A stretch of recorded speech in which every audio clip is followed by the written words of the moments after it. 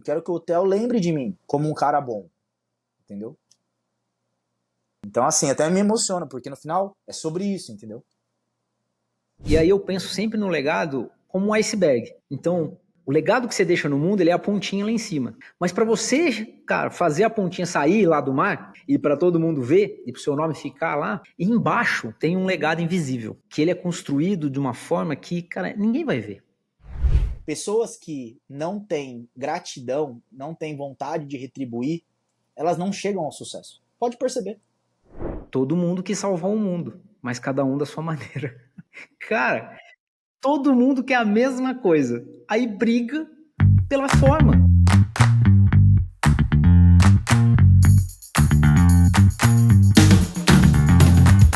Fala, antifrágeis, como é que vocês estão? Vitor aqui, bem-vindos a 2025 e bem-vindos ao meu canal. E, olha só, retomando a temporada 2025 do Conversas Decisivas. E não tinha um jeito melhor de começar do que com um convidado mais do que especial. Eu, assim, não vou nem apresentar, vou deixar ele se apresentar, porque acho que 90% ou 99% das pessoas que escutam o podcast aqui também escutavam o podcast anterior. Então, Takemoto, seja muito bem-vindo ao Conversas Decisivas. Boa, Vitão! Olha quem voltou! Muito bom, cara. Prazer aqui trocar uma ideia contigo. Bom, pra quem não me conhece, como se apresentava, Henrique Takemoto, empresário, empreendedor, pai do Theo, casado com a Paula. Continuo fazendo as mesmas coisas que eu falava na época do Mentalidade Ambidestra, que na verdade teremos até novidades, né, Vitor, esse ano com relação a ele em outros formatos, mas hoje eu tô 100% dedicado à parte de educação executiva e à consultoria empresarial. Eu fiz um movimento no final de 2023 e hoje é o meu foco. Eu tenho uma frase que eu gosto de usar que traduz basicamente o que hoje eu tenho buscado, que é ajudar empresas a crescer de forma eficiente e a construir a liderança mais corajosa e mais impactante da nossa geração. Rapaz, sensacional. Isso aqui é missão, hein?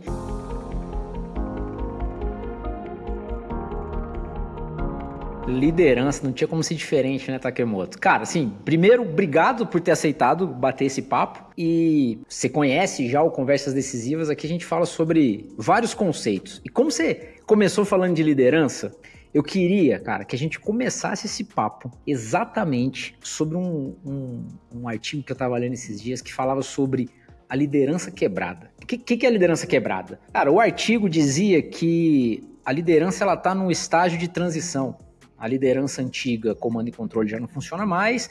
A liderança servidora, que a gente falou, inclusive, em vários episódios lá do Mentalidade Ambidestra, também já não funciona mais. E a gente ainda não tem uma liderança definida. Embora a gente tenha explorado isso lá no Mentalidade Ambidestra, cara, eu queria que você, sendo um mentor de vários líderes aí, querendo mudar o futuro da liderança do país, cara, o que é essa nova era de liderança? O que você vislumbra aí? Porque muita gente quer aprender como ser líder. E esse é um tema interessante, Vitor, porque, por incrível que pareça, agora que eu estou muito na linha de frente, né, conversando com muitos líderes, realmente há uma dificuldade generalizada com relação à liderança. Então, existem muitos líderes que estão realmente vivendo momentos de dificuldades em liderar suas equipes e liderar suas empresas. E o que tem mudado recentemente para gerar esse tipo de comportamento? Porque uma primeira coisa que nós pensamos é o seguinte: se uma pessoa um dia foi bom líder, uma boa líder, por que hoje ela não é mais? O que aconteceu para ela não conseguir mais os resultados que ela tinha e hoje ela não consegue fazendo o que antes ela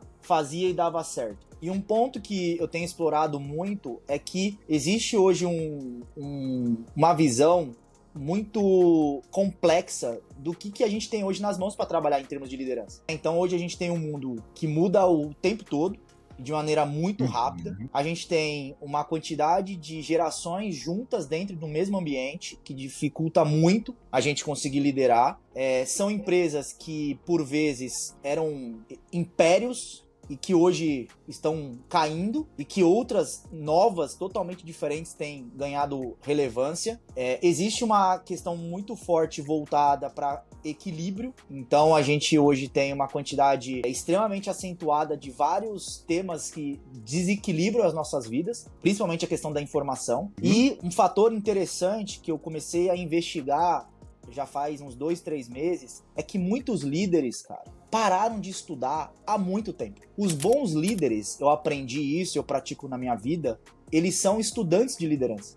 Eles não param de aprender, eles não param de se atualizar, eles não param de evoluir e se adaptar a contextos novos que se apresentam na sua frente. Mas a grandíssima maioria dos líderes que eu converso, são líderes executivos, que estão na frente das empresas, inclusive, eles, por vezes, estão há 10 anos sem estudar, Vitor. Estudar, buscar onde? Porque, beleza, concordo com você que tem que buscar. Onde esses líderes que você falou que realmente estuda, onde é a fonte? Porque se muda tudo tão rápido, onde eu encontro uma fonte que acompanha essas mudanças e me prepara nesse ambiente, cara, tão fluido aí? Perfeito. E aí vem um outro ponto de dor do modelo, né, moderno de hoje, que as instituições de ensino, que elas eram as fomentadoras de boas práticas e aperfeiçoamentos, elas também não estão conseguindo mais agir com o protagonismo que elas tinham antes. Elas não estão conseguindo levar conhecimento prático e real para as pessoas conseguirem aplicar nas vidas delas. Ou seja, elas levam conceitos que não são aplicáveis, elas levam até, por vezes, versões desatualizadas e que você não consegue aplicar isso no mundo real de hoje. Então, onde é que as pessoas, somente os líderes, têm buscado esses conhecimentos? Com outros líderes. Por isso que outras escolas de negócios têm começado a ganhar relevância no Brasil e no mundo afora. Legal. Os líderes passaram a olhar para outros líderes como sendo o seu agente de novos conhecimentos. Então é o empresário aprendendo com o empresário, é o executivo aprendendo com o executivo, é o gestor aprendendo com o gestor, e não mais um professor acadêmico de uma escola de renome que tem mais o conhecimento. Porque o conhecimento hoje, todo mundo tem acesso. Agora, a forma de usar esse conhecimento e praticar é que existe a relação que a academia não está conseguindo mais sanar, entende? Pô, interessante você ter falado isso, cara. Interessante mesmo, porque eu tava lendo um livro esses dias de um indiano, um professor do MIT, um pesquisador do MIT, não sei se ele é professor também não. E ele fala exatamente isso, que uma grande parcela do mundo ainda não entendeu a questão da nova educação. A nova educação não é mais um detentor do conhecimento que fica lá na frente, repassando esse conhecimento porque ele obteve. O conhecimento agora está disponível. Quem está lá na frente agora, ou quem vai ensinar, ele não é mais o cara que ensina, ele é o cara que filtra, ele é o cara que modera, ele é o cara que aprendeu a entender tudo isso e vai passando adiante em conversas, em outros modelos de educação, que é exatamente o que você está explicando, né? Um aprendendo com o outro, então todo mundo vira ali um vetor de educação. É isso aí. Só que hoje, em função da quantidade de conhecimentos que nós temos disponíveis, você consegue se conectar ao estilo de liderança que você quiser. Ou seja, o papel protagonista da pessoa escolher aonde ela vai beber da fonte para se aperfeiçoar é uma opção dela. Então, existe várias vertentes de liderança, inclusive antigas, né? Comando e controle, a própria servidora que você trouxe, que tem gente que defende elas, e que se você buscar, vão ter várias formas de você usar esse conhecimento dessas pessoas também. Então, hoje, o conhecimento que as pessoas estão buscando é aqueles que são aplicáveis para a vida delas. Pô, que legal. Não tem mais aquela coisa do todo mundo aprende a mesma coisa e todo mundo aplica da mesma forma. Os MBAs todos parecidos, as formações todas iguais, as graduações também, as pós também. Hoje já não tem mais essa lógica, porque eu vou usar o conhecimento que eu quero, não que você vai me dar. Cara, interessante. Interessante você falar isso, porque, de novo, nesse mesmo livro que eu li desse cara, ele fala sobre a erradicação da analfabetização. Não terão mais analfabetos daqui a um período muito curto, no futuro muito próximo. Se Deus quiser, não haverão mais analfabetos que não saibam ler. Mas ele fala, mas os novos analfabetos não são mais aqueles que não sabem ler. Os novos analfabetos são aqueles que não sabem gerir as informações que estão disponíveis, filtrar, aplicar para sua própria vida. Então, o que você está falando é o seguinte, cara, a nova era de líderes é aquele que aprende a se alfabetizar conforme a circunstância e o contexto que ele está inserido e o que ele precisa para evoluir. É isso aí. E quando a gente fala sobre liderança, ela é um tema extremamente amplo, ele é um tema extremamente amplo, é um tema que não tem fim, não tem um PhD em liderança, e a partir daí eu não preciso mais fazer nada, né, agora eu já sei tudo e é só aplicar. Então, é um eterno lifelong learning, né, que é a expressão, você não para de aprender, você tem que aprender o tempo todo, porque a geração muda, a forma de trabalhar muda, a forma de liderar muda, as pessoas mudam, e seu estilo de liderança tem que mudar também, porque senão você fica obsoleto. Que inclusive é um título de um episódio nosso do Mentalidade, seu estilo de liderança tem que mudar. Tem que mudar. Mas a maioria das lideranças hoje, e eu digo maioria porque de fato é a maioria, tá? Tem estudos e reportagens e estatísticas falando sobre isso. Ela não está se atualizando. Entendi. Ela tá realmente passando por um momento difícil, sabe? Entendi. Agora, nessa linha, inclusive, de passar por um momento difícil, você não acha que muitos desses líderes, eles não se atualizam, mas eles também não reconhecem o quão abaixo da régua... a régua subiu, e o quão abaixo eles estão, e eu vejo muitos líderes tentando não mostrar fraqueza, o que vai totalmente contra a minha filosofia de vida, que é a autoliderança antifrágil, porque muita gente acha que o antifrágil é não demonstrar fragilidade, quando na verdade é o contrário, é reconhecer as fragilidades, assumir que elas existem e tratá-las com redundâncias, enfim, com diversos outros. Então a antifragilidade é exatamente isso. Você não acha que os líderes hoje estão nessa de, cara, eu não vou assumir a minha fragilidade, então... Isso impede com que muitos líderes busquem, cara, esse novo patamar de educação que você está dizendo, essa nova dinâmica de educação. Com certeza. Hoje, como a maioria ainda está nesse momento, isso passa despercebido, entende? Porque a maioria está parada. Então, se está todo mundo parado e eu também estou, por mais que eu entenda que sim, eu estou precisando evoluir, eu estou igual a todo mundo. Entendi. O que está começando a acontecer é o efeito de alguns líderes, algumas empresas, estão começando a se movimentar para uma lógica mais moderna de conhecimento. Esses estão começando a ter resultados muito expressivos quando comparados ao da média. Entendi. E eles estão começando a chamar muita atenção, porque se poucos se movimentam e começam a ter muito mais resultado do que a média, eles começam a ficar realmente chamativos, né? Isso como se fosse uma luz no escuro. E a gente começa a perceber isso acontecendo em vários aspectos, né? Em várias questões, inclusive sociais, no Brasil e fora do Brasil. A quantidade de empreendedores e executivos também, que quando eles se posicionam de forma diferente, numa visão de propósito, numa visão de não ser o dono da verdade, numa visão de que eu preciso evoluir sempre, o quão diferente eles são perante os líderes iguais. Aquele que eu sou o detentor da verdade, eu que mando e você obedece, o quão eles começam a ficar diferentes e mais atrativos. E aí as pessoas, elas começam a querer trabalhar com quem? Ué, com esses que, inclusive, se eles são mais atrativos, eles não são mais atrativos à toa, né? Tudo que se torna mais atrativo é porque gera mais resultado. Querendo ou não, é isso. No final é isso. Querem trabalhar nas empresas que crescem, eles não querem trabalhar numa empresa estagnada. Exato. Trabalhar com líderes que fazem você se tornar uma pessoa melhor, uma pessoa melhor. Não querem trabalhar com um líder que só manda em você. Cara, legal. Visualizei aqui um ônibus cheio de líderes, e aí quando você tá num ônibus cheio de pessoas, vamos supor que tá todos os líderes nesse ônibus. Se eu passo uma poltrona pra frente ou uma pra trás, a diferença é muito pouca, então muita gente nem se importa. Eu tô uma poltrona atrás desse líder aí, mas de repente passa um avião lá, você fala, rapaz, tem gente num veículo ali muito mais veloz que tá me deixando muito pra trás. Então, me veio essa imagem quando você tava falando desses líderes, que é realmente isso, né? Muita gente tá dentro desse ônibus e aí fica brigando, cara. Se eu sento um pouco mais na frente, se eu sento um pouco mais atrás, quem tá mais atrás fica um pouco mais acomodado, e de repente passa um avião, você fala, opa, quem sabe eu tô no meio de transporte errado. É isso. Só que o sistema atual, ele não quer que o sistema novo, ou seja, a liderança atual não quer que a liderança nova, ela seja a vencedora. Então ela tenta minar essa iniciativa, né? É como se fosse anticorpos dentro da gente, querendo matar o corpo estranho. Só que o corpo estranho, ele tá vindo pro nosso bem, ele não tá vindo pro nosso mal. Só que ele não entende o anticorpo, né? Então ele quer manter o estado atual da forma como ele está, porque é ali que ele consegue ser o líder. Entendi. Que ele consegue praticar, né? Legal, cara. Bacana essa. E aí existe um choque, tá existindo meio que um choque de visões. Por isso que a polarização tem começado a ficar mais acentuada. Porque começou a ficar com choques tão fortes em vários temas que você começa a polarizar. Aí você ou é de um lado ou é do outro.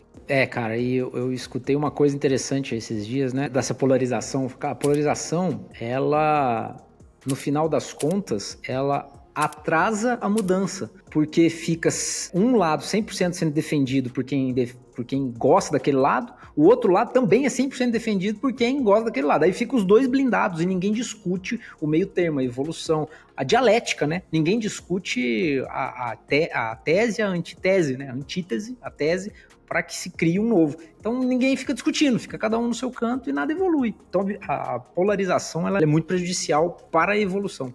Que é exatamente o que você está dizendo, né? Exatamente. Legal, cara. E aí, Takemoto, você falando sobre isso, cara, eu tava vendo esses dias, principalmente na política, é muito fácil você ver os grandes líderes aí tomando algumas decisões, e também no empreendedorismo, no negócio, e muita gente, muito empreendedor hoje, você que está aí agora como mentor de líderes, a rede social ela se inundou de mentores. De pessoas que ensinam, todo mundo quer ensinar, ninguém quer aprender mais. Quer ensinar, falar, explicar como é que faz, por onde ir. Mas eu vejo que isso tem causado, cara, uma enxurrada de ruídos. Por quê? Tem um monte de conceito que eles são incompletos, mas eles são atrativos, eles vendem bem. Então eu vou te dar um exemplo. E eu queria saber como lutar contra isso, tá? Eu vou te dar um exemplo. Eu tenho estudado muito por aí, e eu sempre tento fazer um post indo contra essas questões comuns. Se você quer ser um empreendedor, se você quer uma carreira de sucesso onde você está, você tem que se expor a risco, você tem que se jogar. E eu discordo completamente disso, porque para mim está incompleto. Inclusive tem um post que eu li do Guilherme Benchimol, fundador da XP, que ele fala assim, pessoal, empreendedor e pessoas que gostam do sucesso, eles são avesso a risco, eles não querem risco. Eles são a favor de uma visão. Eles são obcecados por essa visão. Só que essa visão, ela te leva a um destino. E o caminho até esse destino é cheio de riscos. Então ele vai enfrentar esses riscos. Mas ele vai tentar mitigar todos eles. Porque ele não gosta de risco. Então cuidado para não se expor a riscos, sabe? Igual o pessoal fica falando. Vai pro desconhecido. Cara, você vai pro desconhecido por quê?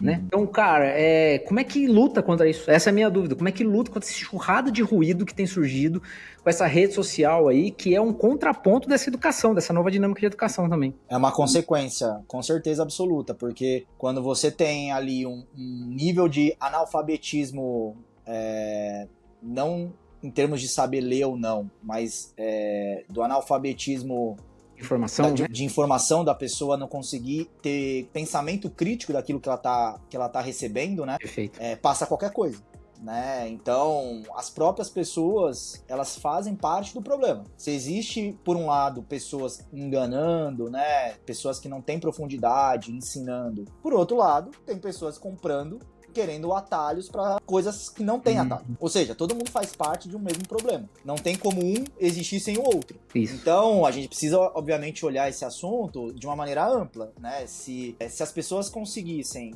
fazer uma análise crítica e olharem o histórico de quem está ali transmitindo um conhecimento, e elas entenderem se ela tem ou não capacidade de ajudar a pessoa, obviamente, ela já vai perceber que a maioria não vai ter esse histórico. Então, a maioria dos mentores, né, das pessoas que se dedicam para educação, eu sou um exemplo. Investiguem a vida da pessoa antes dela se tornar o que ela é hoje. Legal. Eu nem me considero um mentor, eu me considero um empresário que ensina os outros coisas que eu aprendi. Perfeito. Se isso é mentor, ok. Se também não for mentor, ok também. No final, eu nada mais tento ajudar os outros com base em coisas que funcionaram para mim e que eu acredito que vai funcionar para elas também. Perfeito. E a maioria dos grandes nomes que estão aí no mercado, nomes sérios, eles têm um histórico antes de se tornarem o que eles fazem hoje. Só que, obviamente, que existem muitos outros também, enormes, gigantescos, que não têm bagagem com relação àquilo que eles estão falando. Então, a maior recomendação que eu falo para a pessoa é: vai investigar o que a pessoa fez da vida dela antes dela fazer o que ela faz hoje. O que você falou com relação a risco é verdade. Se você tiver uma opção A, sem risco, que alcança o resultado esperado, e B, com risco, que alcança o mesmo resultado esperado, eu óbvio que vou criar A. É isso. Nunca vou escolher a B. Só que, geralmente, os maiores ganhos estão numa jornada de maior risco. Mas não porque eu quero, é porque é o caminho, é por aí que eu tenho que ir, não tenho como eu encontrar sem ser por aqui. Mas no final do dia, o que o empreendedor e o empresário, qualquer executivo também quer, é diminuir o risco. É isso que nós queremos, né, o tempo todo. Então, existe um certo romantismo, geralmente por pessoas que não construíram nada em suas vidas e ficam falando como se fosse a verdade absoluta, e elas mesmas nunca conseguiam ter sucesso, porque é um caminho mais tentador, é mais vendável falar assim, entendeu? Que falar, não, seja conservador, seja mais tranquilo, calibre. Não, é muito melhor falar, se joga, seja vida louca, a vida é uma só. É muito mais vendável falar desse jeito. Cara, é muito mais fácil você falar assim, olha, você vai ficar rico da noite pro dia, do que você falar assim, olha, você vai precisar de consistência, você vai precisar acordar cedo, você vai precisar de disciplina. Cara, isso não vende, cara, não vende. Não vende. Então, o que pega, o que cola mais fácil? É aquele ganho rápido, é assumir riscos desproporcionais. Só que isso não se sustenta. Uhum. Então você vai perceber, e já percebeu, vários nomes que cresceram muito e que hoje a gente não faz ideia onde a pessoa tá. Por quê? Não sustenta.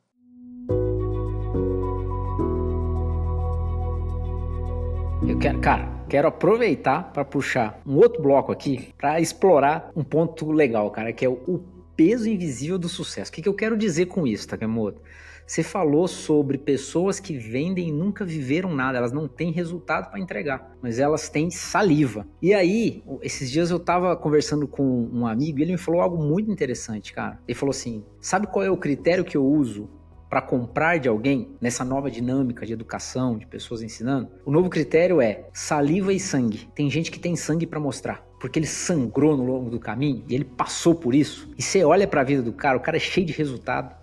E ele tá se dispondo a ajudar o próximo, mas você vê sangue. Agora tem uns que você vê com a roupa limpinha, e o cara tá até babando de tanta saliva, porque ele só sabe falar. Ele não derramou um sangue no meio do caminho, no meio da jornada dele.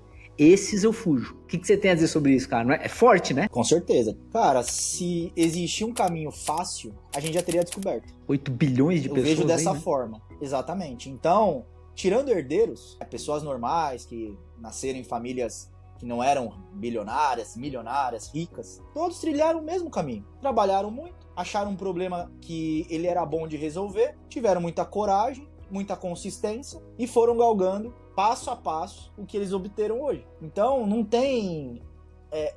se você pegar todas as pessoas de sucesso, elas têm um padrão de comportamento. E isso é uma coisa que, agora que eu estou muito mais conectado à educação e estou inclusive participando de vários clubes relacionados a me evoluir também de uma maneira mais rápida, eu comecei a perceber, cara.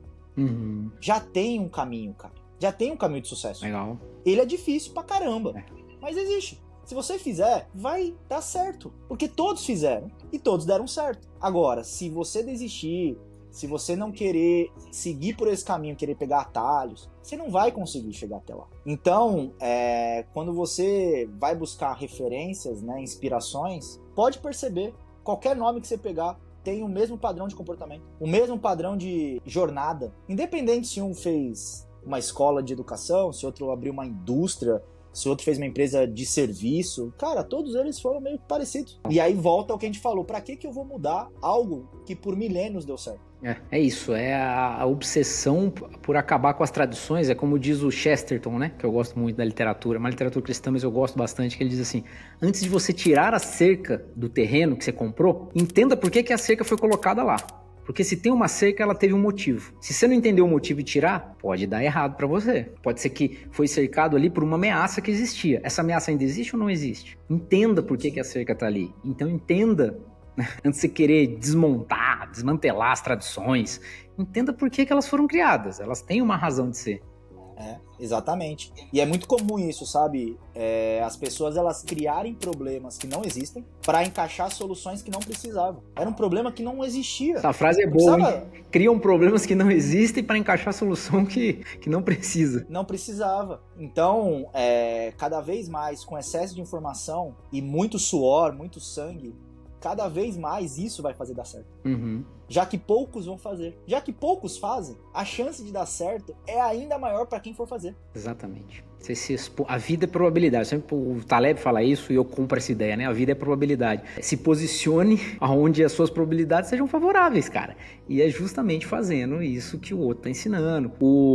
Lembrei agora aqui, cara, do Jordan Peele, que é um diretor, ele tem umas sketches com um cara, eu esqueci o nome, cara, no Instagram. Ele tem umas sketchzinhas, e tem uma sketch muito legal, que eles estão ali discutindo, um amigo dele chega e fala assim, eu tenho um plano para roubar um banco. O cara, nossa, é infalível. Ele, é infalível? Como que é? Ele falou, presta atenção, nós vamos nos disfarçar de funcionário do banco, nós vamos chegar lá, vamos começar a trabalhar, analisar os dados, entregar resultado e todo mês eles vão depositar dinheiro na nossa conta deliberadamente. Deliberadamente?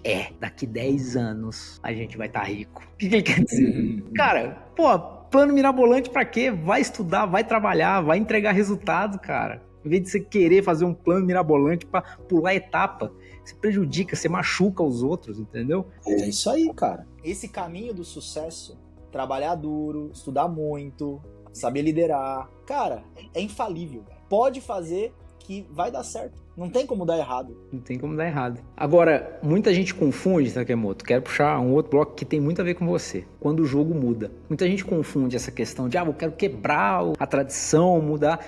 Quando, na verdade, só o que ele precisa é mudar de jogo dentro de algo que já dá certo. E, cara, ninguém melhor do que você para falar sobre essa mudança de jogo. O que eu digo como mudança de jogo? Cara, você já foi executivo nas maiores empresas do mundo. E hoje você é empreendedor. E você já fez esse caminho de ida e volta por algumas vezes. A minha pergunta é, cara, quando você mudou de jogo, que princípio você leva pro outro? Como é que você vence um jogo? Você estava jogando um jogo, aí você foi pro outro. Cara, as habilidades mudam, os princípios mudam, o que você precisa, os skills que você precisa ter mudam. Cara, como é que funciona essa transferência de jogo aí? E conta um pouco da sua história aí, quem que você era, até pra galera entender, porque pra mim faz sentido o que eu tô perguntando, mas explica. Boa. Cara, não é fácil. Essas mudanças realmente elas bagunçam bastante com você, mas, bom, vou começar pelo lado corporativo. Então, basicamente trilhei minha carreira na Deloitte, tirando 2 ocasiões que eu trabalhei, né, na BB e na FTI, mas eu fiquei na casa de 10 anos no mundo corporativo e dos 10 eu fiquei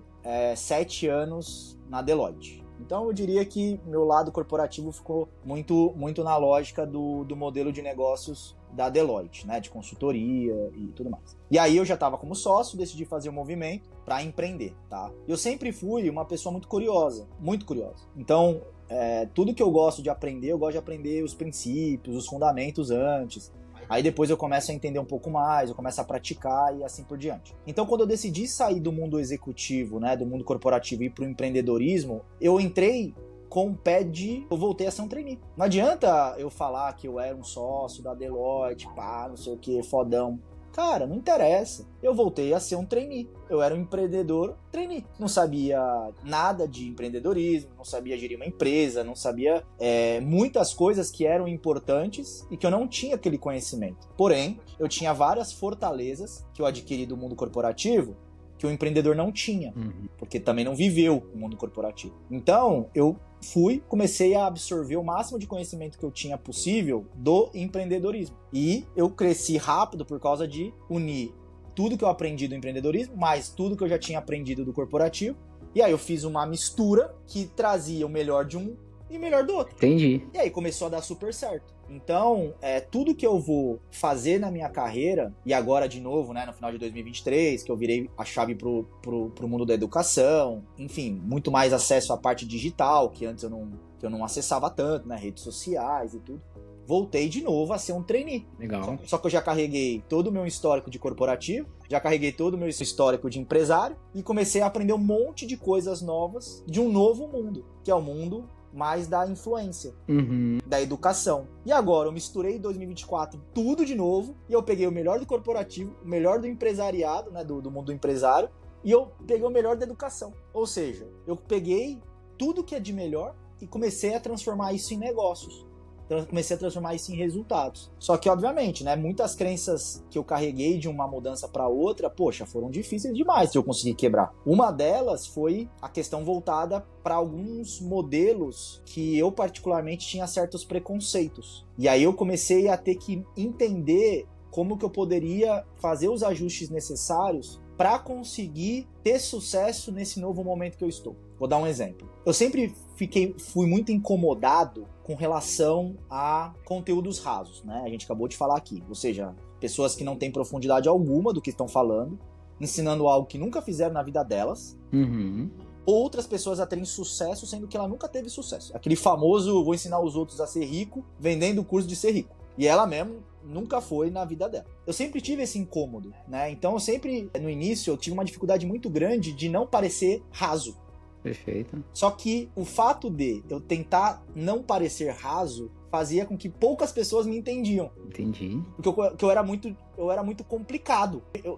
Eu deixava muito difícil fazer um negócio que era fácil, com medo de ser raso. E eu fui quebrando essa crença. Entendi. De que eu preciso gerar um contexto para poder deixar mais simples possível algo que não é simples. Legal. Interessante. Porque senão ninguém vai me ouvir. O que adianta eu ser uma pessoa super culta, estudiosa, corporativa, tudo que a gente falou aqui, e ninguém me ouvir? O que adianta? Perfeito. Não adianta nada. Ou seja, eu preciso calibrar a minha mensagem para depois eu conseguir, com as pessoas se aproximando, aí eu conseguir conversar num nível de profundidade maior. Mas essas mudanças, cara, é o que eu comentei. Volta a ser trainee, vai ter um monte de crenças limitantes que você vai ter que dar um jeito de quebrar elas, porque senão você não avança no seu novo passo. Não adianta. Interessante demais, cara. Você respondeu, inclusive, uma dúvida minha que era isso, né? Quando você muda, independente de qualquer mudança, né? Você muda de jogo, até você muda dentro do mesmo jogo, você muda de posição. Cara, você muda de empresa, você muda de business como empreendedor. Tudo bem, você tem que aprender tudo de novo, isso requer humildade, igual você tá falando, mas pra mim, sempre o mais difícil foi como desaprender os vícios do passado. E vícios não porque era errado, é porque funcionava na outra posição, funcionava na outra empresa, funcionava no outro negócio, no outro business. Aqui não funciona. Então, aqui é um vício. Lá era um trunfo. Aqui é um vício. E como que eu abro mão do que era um trunfo pra mim, do que era algo que me trazia valor? Então, eu fico apegado, concorda? Cara, isso me trouxe valor até aqui. Como que eu abandono isso? Cara, é muito difícil. Parece simples, mas não é não. Aí você fica tentando encaixar as suas habilidades aonde ela não se encaixa. É difícil demais, cara. Eu acho que a coisa mais difícil que tem é essa. Mas, assim, o que me facilitou, tá? Não foi um processo fácil, não foi um processo rápido. Então, eu fiz o movimento no final de 2023. Eu realmente consegui virar a chave lá pra agosto de 24. Nossa. Cara, foram 8 meses que eu tive que me reconstruir. Eu tive que me desconstruir pra depois me construir novamente. E o legal que esse processo que você tá falando, eu que te acompanhei, eu posso dizer que tudo que você ensinou no início do papo aqui, sobre, cara, você aprende com outros empreendedores, foi exatamente o que você fez, né? Só pra complementar. Como que você se desconstruiu? Cara, você foi aprender com os outros que estavam fazendo, nessa dinâmica nova de educação que a gente tá falando. É isso aí, é isso aí. E aí, uma vez que você conseguiu superar, porque tem um momento, não tem um momento exato, mas tem um momento que você já percebeu que você vai inverter a lógica. Você vai conseguir superar as crises, né, as crenças e tudo mais. Legal. Qual que é esse momento? É quando você começa a ter clareza de uma maneira tão única do seu propósito ali, que na verdade você sempre teve aquele propósito, mas ele, na bagunça, ele meio que vai ficando difícil de enxergar, sabe? É muita bagunça, e aí ele vai ficando distante, você não vai enxergando ele de novo, e aí você volta a enxergar aquela luz no fim do túnel, e aí você começa a ir em direção a ela, e aí as coisas vão ficando mais claras, aí você vai superando, vai superando, vai superando. Então, se eu quero ajudar empresas a crescerem de forma eficiente e construir as lideranças mais impactantes e corajosas da nossa geração, eu tenho que fazer com que a minha voz seja ouvida. Perfeito. Para minha voz ser ouvida, eu vou ter que abdicar de complexidades, eu vou ter que abdicar, por vezes, de ser profundo demais. Legal. Faz parte, senão ninguém vai me ouvir. E isso faz todo sentido. E aí você faz conteúdos que antes você achava mais superficiais, sabendo que é uma ação que você vai ter que fazer para você conseguir alcançar as pessoas e aí você entregar o seu valor de verdade, né? E fez todo sentido para mim. Então, quando eu decidi sair do corporativo e pro empreendedorismo, cara, foi muito isso. Depois agora de novo. Então, o propósito, que a galera por vezes trata isso como sendo algo genérico, buzzwords, né? Do tipo, isso aí é só para inglês ver, ninguém dá Cara, honestamente, pra mim, eu não posso falar pelos outros, pra mim, cara, é o que me movimenta. É pra isso que eu acordo todo dia, entendeu? Pra trabalhar, falando na visão de trabalho. Cara, se não fosse pelo propósito, cara, honestamente, eu ia ficar onde eu tava. Perfeito. Mais fácil. Perfeito. É você conseguir, né, cara, diante da sua experiência, eu falo por mim também, né, diante da minha jornada até aqui, eu vi tantos gaps possíveis de serem fechados, que eu me inquieto de não fechá-los, de não tapá-los, cara, de não... Cara, esses gaps precisam ser fechados de alguma forma. E eu quero participar disso, porque são oportunidades de fazer com que o mundo vá melhorando. E, cara, isso traz essa inquietude, esse propósito, né? Não dá, cara, não dá. Quem olha pro mundo disfuncional, as partes disfuncionais e aceitam isso, deve ser muito triste. Deve ser muito triste falar, cara, o mundo é assim mesmo. Não sei, eu não tenho essa visão, mas é isso que a gente tenta fazer, talvez, né? Você tenta acordar o pessoal, fala, gente, é gostoso estar aqui tentando fechar os gaps desse mundo falho e incerto que a gente tá aqui para ir construindo. É isso aí. E antes eu tinha até certo receio, sabe, de falar algumas coisas que hoje eu tenho muita tranquilidade para falar. Cara, eu sou uma pessoa muito ambiciosa, velho. Eu não quero pouco pra minha vida. Eu quero muito, velho. Eu quero o máximo que eu conseguir. E o máximo que eu falo não quer dizer dinheiro, não quer dizer poder. Cara, eu sou uma pessoa ambiciosa. Eu quero que o meu nome faça alguma diferença, velho. Eu realmente quero que o meu nome fique, mesmo depois que eu me vá. E eu não tenho problema nenhum com relação a isso. Antes eu tinha receio de falar dessa forma, porque as pessoas olhavam isso como sendo uma ganância, como sendo algo ruim. E não, cara. Eu quero que o meu legado seja o meu nome. O que vai ficar no final vai ser o meu nome. Uhum. Só. É a única coisa que eu vou deixar no fim do dia para o mundo, cara, meu nome. Mas, cara, eu acho interessante você ver, né? A linguagem, ela limita um pouco as coisas. Quando você fala, eu sou ambicioso, o que as pessoas, cara, de uma hora assim já pensa. Bom, você é ambicioso, você quer ficar rico para viver uma boa vida e dane-se todo mundo. Mas olha que bonito que você fez. Cara, não, a minha ambição...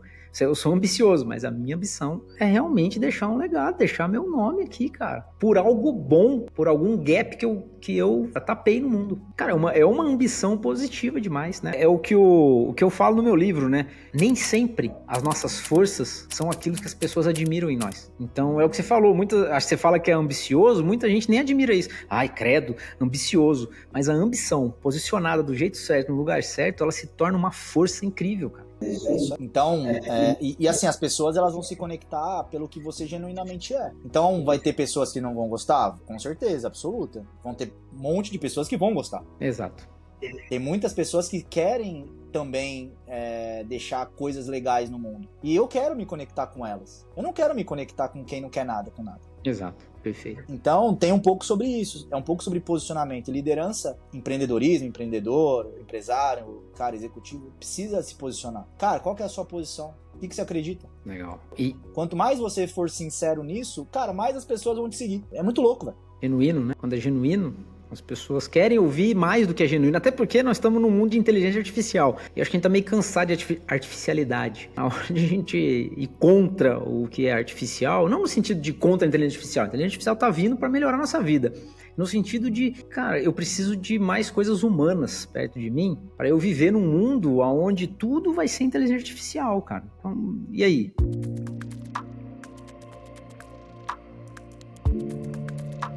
Cara, eu queria puxar o último bloco pra gente conversar, que você falou de legado. E aí eu penso sempre no legado, ver se eu tô certo também, vamos discutir aqui, como um iceberg. Então, o legado que você deixa no mundo, ele é a pontinha lá em cima. Mas para você fazer a pontinha sair lá do mar, e para todo mundo ver, e pro seu nome ficar lá, embaixo tem um legado invisível, que ele é construído de uma forma que, cara, ninguém vai ver. E tá no seu dia a dia. E aí eu queria trazer aqui um trecho para você, cara, falar como que tem sido para você, pra sua vida, você se tornou pai agora, fala um pouco sobre isso, que tem a ver com legado total, porque o Viktor Frankl, naquele livro maravilhoso que eu leio pelo menos uma vez por ano, que é Em Busca de Sentido, que é o sobrevivente do campo de concentração nazista, ele fala uma coisa muito interessante. Interessante que quando eu estava lá no campo de concentração e as coisas estavam muito difíceis, o que eu lembrava não eram das grandes coisas da minha vida. Eu não lembrava de quando eu dei uma palestra em tal lugar, eu não lembrava de quando eu passei no vestibular, eu não lembrava de quando eu fiz um projeto numa empresa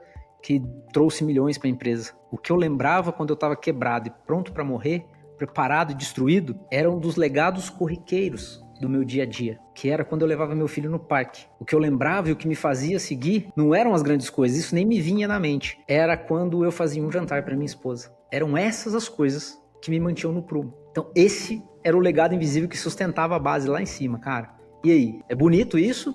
É forte? E eu queria que você falasse um pouco sobre como que é esse legado invisível na sua vida. Cara, legal. E eu acho bem interessante porque é um pouco sobre isso, mas requer muita maturidade, sabe? Muito autoconhecimento, muita reflexão para você conseguir, de fato, praticar. Bom, teve 2 eventos nesse ano agora que passou, que para mim e pra minha família, né, foram, assim, bem marcantes. E que mudou muito algumas coisas que eu faço desde então, né? Um foi quando o Theo nasceu. Então, poxa, o homem vira pai quando o filho nasce, né? A mãe vira mãe quando o filho, quando descobre que tá grávida. O pai vira pai quando o filho nasce. E ele não vira pai imediatamente. Legal. Ele vai virando pai, vai virando pai, vai virando pai, vai virando pai, vai virando pai, vai virando pai, e ele vira pai. E, cara, é uma parada muito louca, porque hoje o Theo já tá com 6 meses e um pouquinho, né? Ele vem me dar bom dia todo dia. O tempo voa, cara, 6 meses isso já. Faz uma diferença. 6 meses. Cara, muda muito, cara. Muda muito. Assim, eu realmente hoje, eu olho a minha família e eu tenho que ter tempo pra ela, né? Eu preciso ter tempo de qualidade, eu preciso ver meu filho crescendo, eu preciso ver minha esposa bem, se divertindo também com a gente. Cara, eu preciso ver isso. Isso pra mim é um valor muito forte, né? E o Theo veio só pra fortalecer isso, né? E, cara, uma coisa que aconteceu no final do ano passado também foi que a gente sofreu um assalto, a mão armada. A gente tava num restaurante. Meu Deus. E aí os caras assim, invadiram o restaurante. E eu fiquei, só pra resumir, né, não tem que estender muito, fiquei com 5 minutos com a arma na minha cabeça. E nesses 5 minutos eu fiquei, acho que os 5 minutos achando que eu ia morrer. Os 5 minutos, porque você entra meio que num formato em choque, porque, cara, sua adrenalina vai pra estratosfera, você perde totalmente o sentido da parada, e passa. Pum, 5 minutos foi rapidinho. Mas depois que a ficha cai, na hora, você tá lá assustado, parado. Na hora que minha vida esteve por um fio. O evento, que você começa a refletir. E, cara, a reflexão não vem do tipo soft, tá ligado? A reflexão vem nível hard, assim, de você ficar mal, velho. Mal, real, mal mesmo. E várias coisas a gente mudou, assim, na nossa vida depois disso. Eu mudei muito depois disso, com relação a várias coisas que o cara falou, cara. Eu quero meu nome, não mudei a minha ambição, não mudei, esse aspecto não mudou. O que mudou muito cara, eu preciso sentir o caminho, entendeu? Excelente. Eu preciso sentir, velho. Eu preciso sentir o caminho. Eu preciso reclamar menos. Eu preciso resmungar menos. Eu preciso agradecer mais. Sabe, coisas do dia a dia, velho. Preciso agradecer mais, velho. Eu não agradeço quase nada, velho. Eu já agradeço um monte de coisa o tempo todo. Quase não reclamo mais. Cara, tento estar o máximo de tempo possível com a minha família. Então, são essas pequenas coisas, cara, que no final você vai lembrando, entendeu? Se me perguntar, pô, o que você fez na semana passada do trabalho? Talvez eu vou citar algumas coisas ali e tal. Agora, o que você fez com o Theo? Eu vou lembrar de todos. Legal. Nesse dia eu fiz isso, nesse dia eu fiz isso, nesse dia eu fiz isso. Por quê, cara? É isso que no final eu tô querendo gravar na minha cabeça. Cara, o trabalho é o modus operandi que eu funciono pra poder alcançar a minha ambição particular, não é a ambição da minha família. Mas querendo ou não, tá ligada também à minha família, entende? Porque quando eu falo que eu quero o meu nome como um legado, eu quero o meu nome pro Theo. Eu quero que o Theo lembre de mim como um cara bom. Entendeu? E é isso. Então, assim, até me emociona, porque no final é sobre isso. Sensacional, cara. Até porque ele vai carregar grande parte do que você foi pra ele, né? Ele vai ser você em grande parte. Eu falo isso pro meu pai hoje. Uma vez eu dei um grande presente pra ele. Eu falei, pai, tô te dando esse presente porque quando eu olhei no espelho, eu não me vi. Eu vi o meu pai. Eu sou até meio parecido com meu pai, mas não por eu ser parecido fisicamente. Porque eu vi que eu tava indo no caminho de tudo que ele tinha me ensinado, cara. Cara, eu cheguei até aqui sem passar perna em ninguém, do jeito que meu pai sempre me ensinou. Eu tenho sido íntegro. Então eu olhei no espelho e falei, eu tô vendo uma parte do meu pai aqui em mim. Cara, isso é impagável. Isso é impagável. Meu pai me construiu. Exatamente o que você tá falando aí, que você quer deixar pro Theo. É isso aí, cara. E cara, comecei a ser mais eu, verdadeiramente, assim. Eu sempre fui bem eu, né? Obviamente que você vai evoluindo também nesse aspecto, vai crescendo. Cara, mas hoje eu não tenho vergonha nenhuma de falar quem eu sou, assim. Cara, eu sou o cara da energia mesmo. Eu sou um cara que é muito pra frente. Cara, eu não sou o cara de ficar passando a mão na cabeça dos outros. Não espere isso de mim. E eu nem sou mesmo, velho. Eu não sou bonzinho no sentido de, sabe, aquele cara que vai abraçar. Mano, eu não sou, velho. E tá tudo bem, velho. Tá ligado? Não tem vergonha nenhuma eu não ser assim. Ah, porque a sociedade quer que o líder seja cara assim. Eu não sou, não quero ser.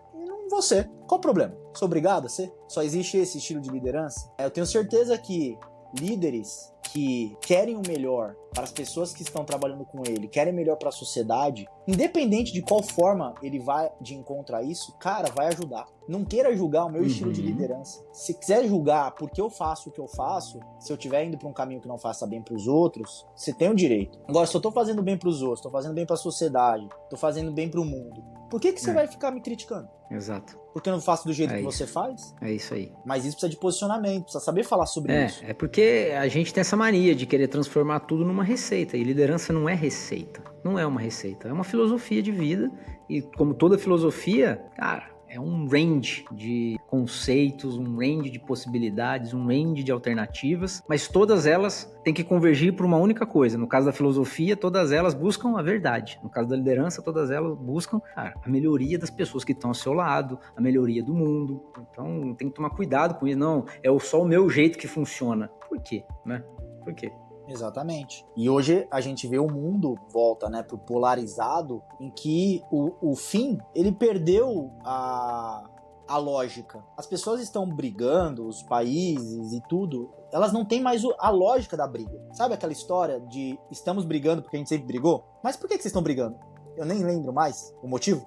Na verdade, cara, as brigas, no final das contas, tem uma cena, pra eu explicar o que eu quero falar, que é meio complexo, mas tem uma cena daquela série Fallout, não sei se você já assistiu, tá na Prime Video, baseado num jogo de videogame, não. Cara, eu comecei a assistir, eu gostei bastante, mas tem uma cena que me impactou muito, cara, uma cena que é um futuro distópico, então o mundo tá lá todo destruído, resumindo, tá uma menina e o cara olhando pra uma cidade destruída, acho que é a Califórnia, Nova Califórnia, lá tudo destruído, cara, com bomba atômica e tal, dela olha e o menino cresceu, né, lá, então ele sabe o que aconteceu, ela olha pra ele e diz, o que aconteceu com o mundo? O que aconteceu aqui? Ele fala, aconteceu o que acontece sempre. O quê? Todo mundo quis salvar o mundo, mas cada um da sua maneira. Cara, todo mundo quer a mesma coisa. Aí briga pela forma. Não, se você não fizer da minha forma, cara, se você salvar o mundo da sua forma e eu salvar a outra parte do mundo da minha forma, a gente convive os dois salvando parcelas do mundo. Olha que legal. Pois é. E isso é algo que eu tenho cada vez praticado mais. Cara, eu tenho meu propósito,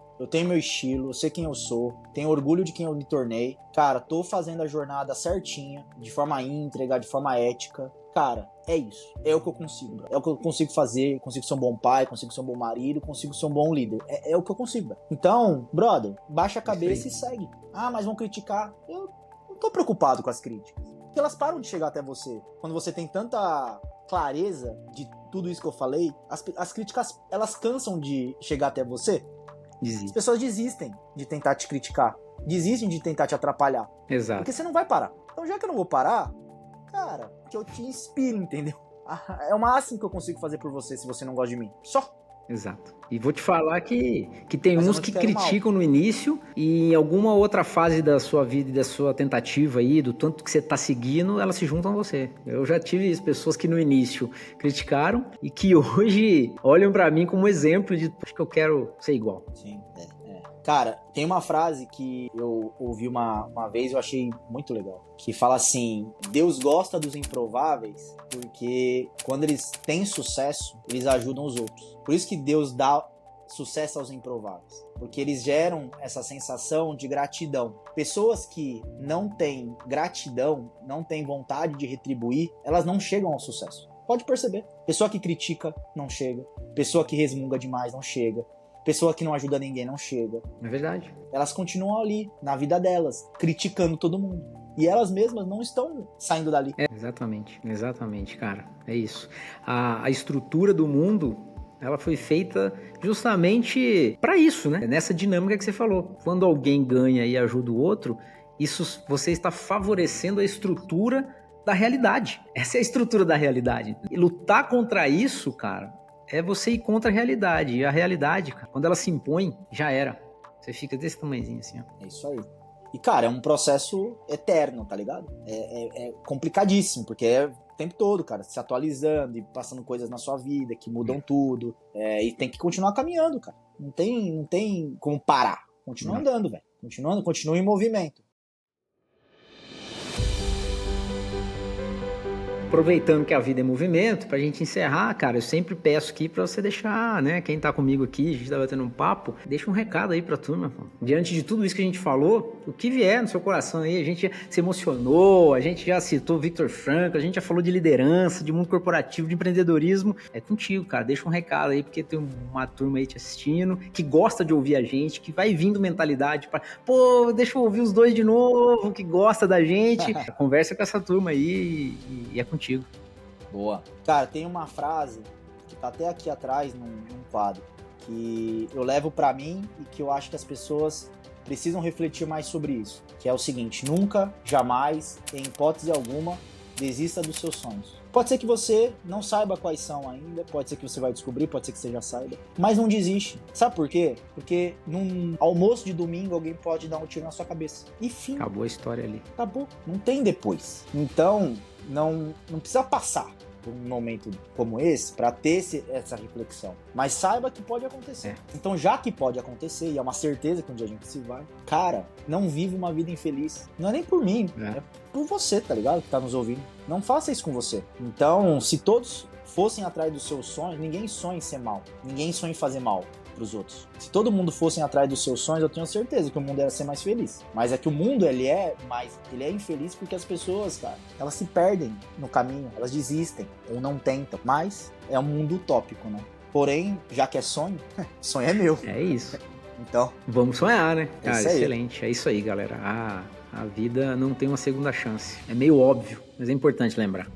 Galera, obrigado por ter escutado a gente. Mais uma vez aqui. Takemoto, vou deixar aqui na espreita e no mistério, mas quem sabe ele volta, né? É isso aí, Takemoto. Obrigado aí mais uma vez pela presença, cara. E vamos que vamos. Grande abraço. Valeu, abraço.